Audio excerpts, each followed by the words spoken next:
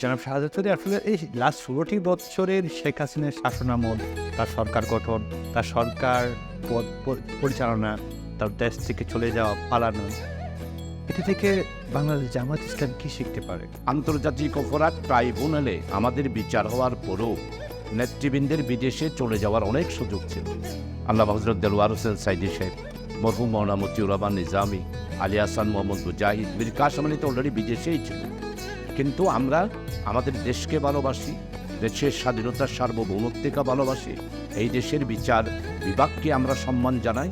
এই জন্য আমরা দেশ থেকে আমাদের কোনো নেতা পালাই নাই। ৭১ও আওয়ামী লীগের লোকেরা দেশের মানুষকে ফেলে মুক্তিযোদ্ধাদেরকে দেশে রেখে তারা সবাই বিদেশে পাঠিয়েছিল।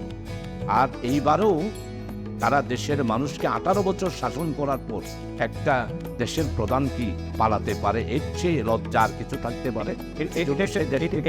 এটা একটা বড় আমরা কিন্তু এর থেকে আমরা শিক্ষা এটাই দিয়েছি যে আওয়ামী লীগ কোনো দেশপ্রেমিক দল নয়, আওয়ামী লীগ কোনো জনতার দল নয়, আওয়ামী লীগ কোনোদিনও এই দেশকে ভালো থেকে জামায়াত ইসলামী কি শিক্ষা নেওয়া উচিত আপনার জি মনে করেন? আমরা মনে করি যে আওয়ামী লীগ যেইভাবে দেশ থেকে পালিয়েছে, জামাত অলরেডি প্রমাণ করেছে যে আমাদের ফাঁসি হওয়ার পরেও আমরা দেশে ছিলাম।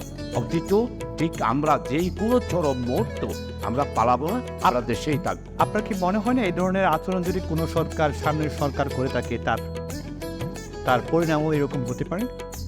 অবশ্যই, যে যারাই এই দেশের মানুষের সাথে তার মানে এখান থেকে কিছু শিক্ষা নেব। বিশ্বাসঘাতকতা করবে এবং কর্তৃত্ববাদী শাসন প্রতিষ্ঠা করবে, তারা অবশ্যই জনগণ তাদেরকে প্রত্যাখ্যান করবে এবং তাদেরকে পালাতে বাধ্য।